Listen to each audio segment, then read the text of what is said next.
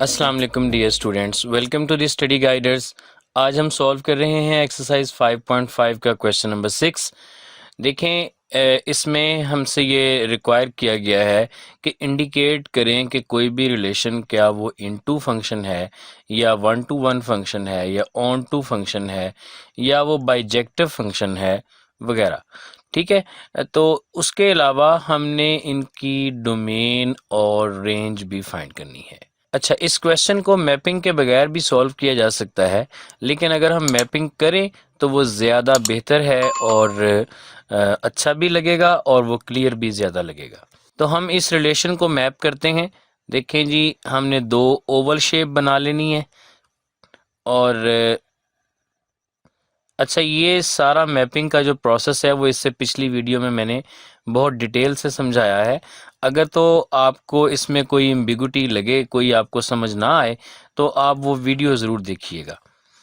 देखें, इसमें जो इनके पहले ऑर्डर्ड, हर ऑर्डर्ड पेयर का जो पहला पहला एलिमेंट है वो हमने इसके ए सेट में लिख लेना है। ए सेट में हम लिख लेंगे 1 2 3 and 4।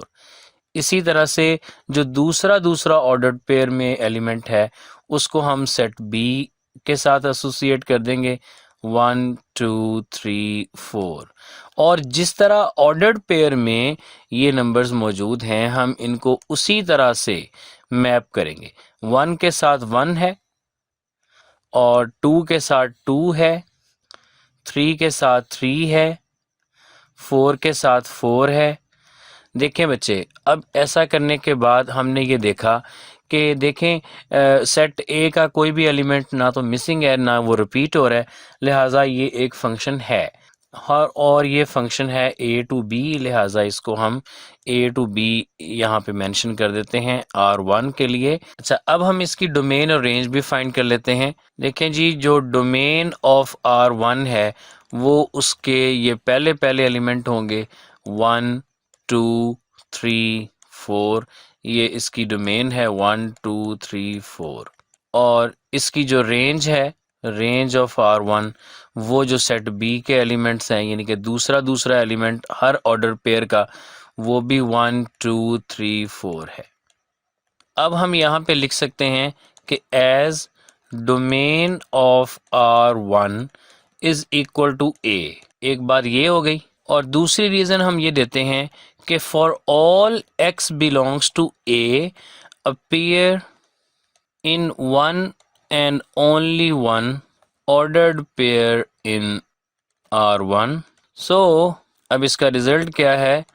R1 is a function। और इसके अलावा फर्दर मोर हम ये कह सकते हैं कि जो रेंज है, रेंज ऑफ R1, ये इज इक्वल टू बी है। तो अगर रेंज जो है वो बी के इक्वल हो तो ऐसे फंक्शन को हम कहते हैं कि वो एक ऑन टू फंक्शन है। लेकिन इसमें वन टू वन कॉरेस्पॉन्डेंस भी है, तो फिर ऐसे फंक्शन को हम कहते हैं जो ऑन टू भी हो और वन टू वन भी हो। ऐसे फंक्शन को हम कहते हैं कि वो बाइजेक्टिव फंक्शन है। R1 is bijective function. ठीक है जी, तो ये बाइजेक्टिव फंक्शन जो है ये इसका रिजल्ट है, ये इसका आंसर है जी। तो इसके पार्ट 2 को सॉल्व करते हैं। देखें, सबसे पहले हम इसकी डोमेन और रेंज फाइंड करते हैं। तो जो डोमेन ऑफ R2 है वो इक्वल टू, इनके पहले पहले एलिमेंट को लिखेंगे, बस किसी को रिपीट हम नहीं करेंगे, कि इसकी जो डोमेन है वो है 1 2 एंड 3। और जो इसकी रेंज है वो है, देखें, इसमें 1 है, इसमें 2 है, इसमें 4 है और 5 है। 1 2 4 एंड 5। इनकी मैपिंग करते हैं 1 2 3 और 1 2 4 एंड 5। 1 का ऑर्डर्ड पेयर 2 के साथ है, उससे नेक्स्ट 2 का ऑर्डर्ड पेयर 1 के साथ है, और उसके बाद 3 का ऑर्डर्ड पेयर 4 के साथ भी है, और 3 का ऑर्डर्ड पेयर 5 के साथ भी है। और ये हम देख रहे हैं फ्रॉम ए टू बी, इसको हम R2 यहाँ मेंशन कर देते हैं और ए और बी को भी लेबल कर देते हैं।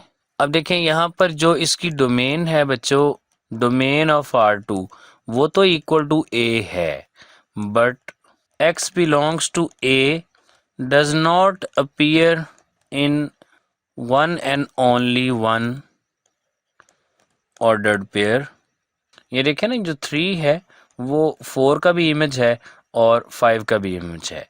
ठीक है, इसको हम यहाँ पे लिख भी सकते हैं कि 3 is image of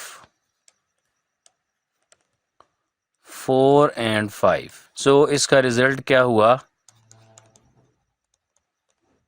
hence R2 is not a function. जी, इसी तरह से थर्ड पार्ट को देखते हैं, इसकी डोमेन लिखते हैं। तो डोमेन ऑफ R3 जो है ये हमारे पास आ जाएगी BCD। पहले एलिमेंट को लिखेंगे और इसकी जो रेंज है, रेंज ऑफ R3, ये जो सेकंड एलिमेंट हैं विदाउट रिपीटिंग ए उसको लिख देंगे। ठीक है, और इसकी मैपिंग कर लेते हैं।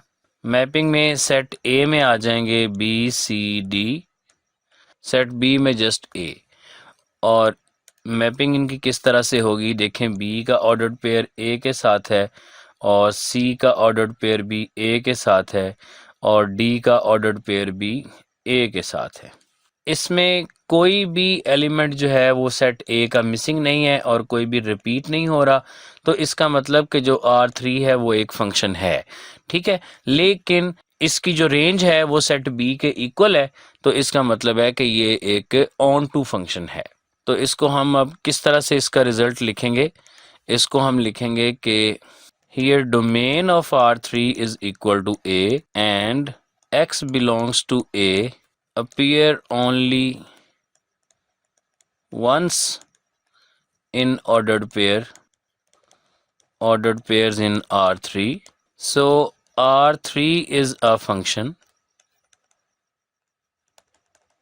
फर्दर हम इसमें ये बात लिखेंगे कि as range of R3 is equal to set B, hence R3 is on to function। जी, सॉल्व करते हैं इसके पार्ट नंबर 4 को। तो देखें, इसमें जो डोमेन है R4 की, ये आ जाएगी 1 2 3 4 5। ये हमने इनके पहले एलिमेंट्स जो हैं वो ऑर्डर्ड पेयर के वो लिख लिए। ठीक है, और जो रेंज है उसमें हम हर ऑर्डर्ड पेयर के दूसरे एलिमेंट को लिखेंगे विदाउट रिपीटिंग। और अब इनकी करते हैं मैपिंग। देखें, 1 का ऑर्डर्ड पेयर 1 के साथ है, फिर उसके बाद 2 का ऑर्डर्ड पेयर 3 के साथ है, और फिर उसके बाद 3 का ऑर्डर्ड पेयर 4 के साथ है, और फिर उसके बाद 4 का ऑर्डर्ड पेयर 3 के साथ है, और उसके बाद 5 का ऑर्डर्ड पेयर 4 के साथ है। देखें जी, सेट ए में से कोई मिसिंग नहीं है, कोई रिपीट नहीं हो रहा, तो इसका मतलब है कि ये एक फंक्शन है। और चूंकि बी के भी सारे एलिमेंट्स जो हैं वो इमेज हैं सेट ए का, तो ये एक ऑन टू फंक्शन हुआ। लेकिन हमने इसको यहाँ पे इंडिकेट करना है रीजंस के साथ। इसमें हम ये कहेंगे कि since domain of R4 is equal to A, X belongs to A, ये बार बार वही लिखना है, इसको याद कर लीजिए आप।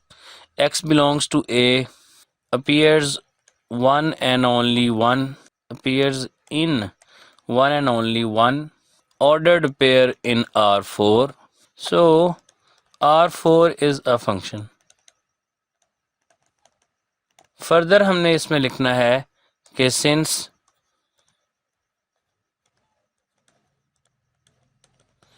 range of R4 is equal to B, hence R4 is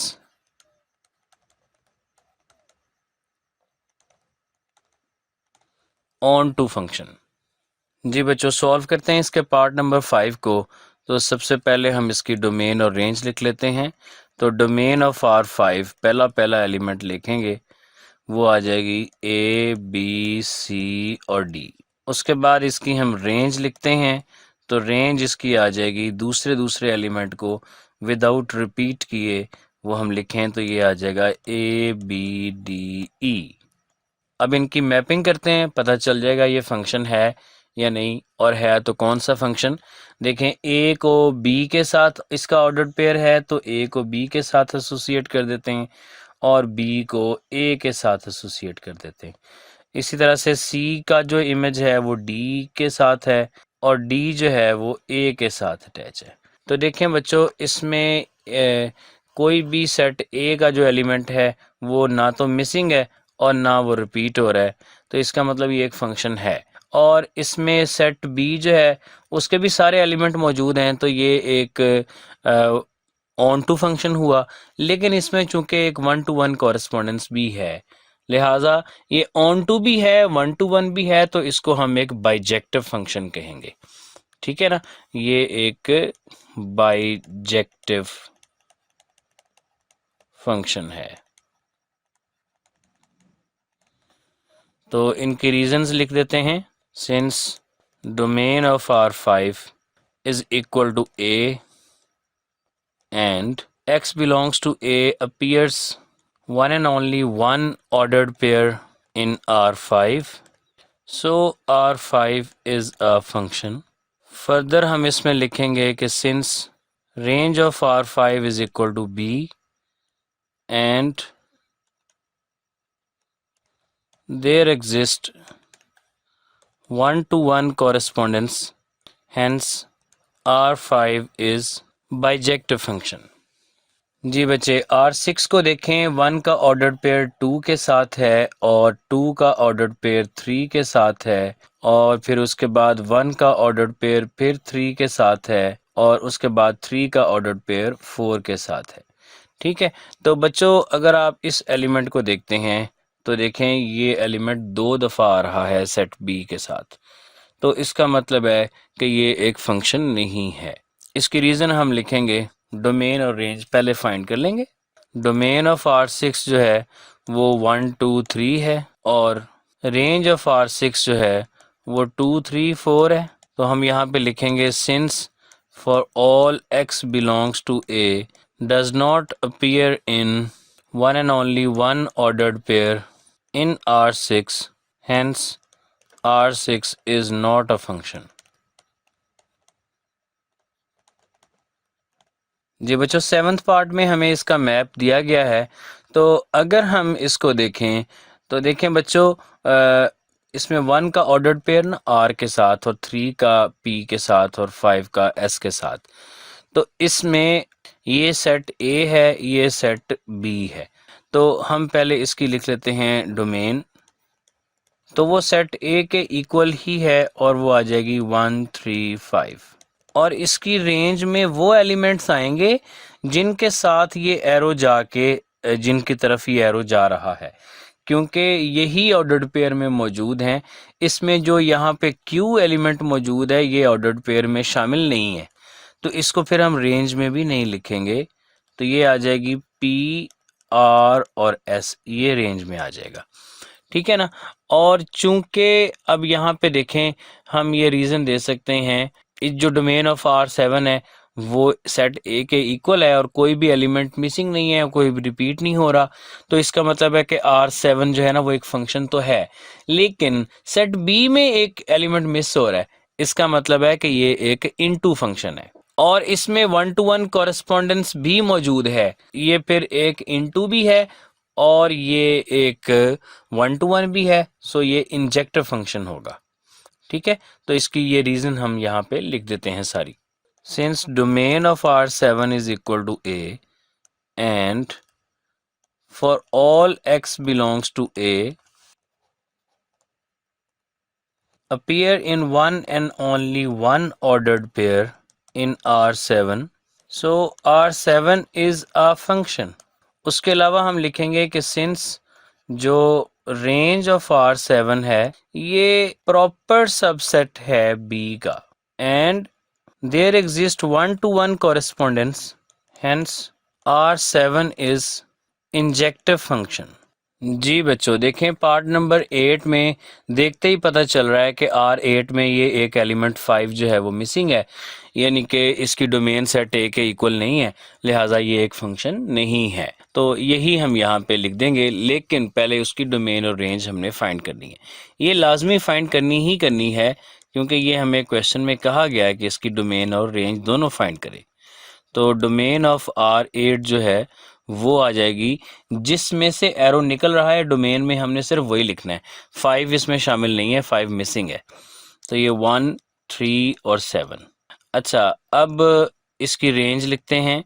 range जो है R8 की वो है जिसमें एरो जिसकी तरफ पॉइंट हो रहे हैं वो सारे एलिमेंट्स, यानी कि ABC। अब हम यहाँ पे इसकी रीज़न देते हुए लिखेंगे कि सिंस जो डोमेन ऑफ R8 है is not equal to A, so R8 is not a function. जी बच्चे, ये क्वेश्चन सॉल्व हो गए, सारे एक्सरसाइज फिनिश हो गई, ये चैप्टर भी फिनिश हो गया।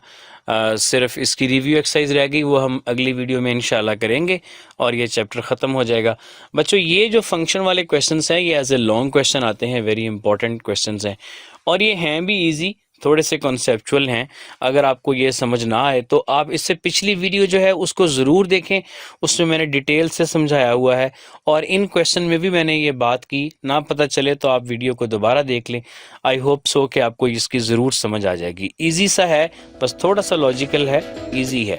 हमें दीजिए इजाज़त, मिलते हैं नेक्स्ट वीडियो में MCQs के सलूशन के साथ। अल्लाह हाफिज़।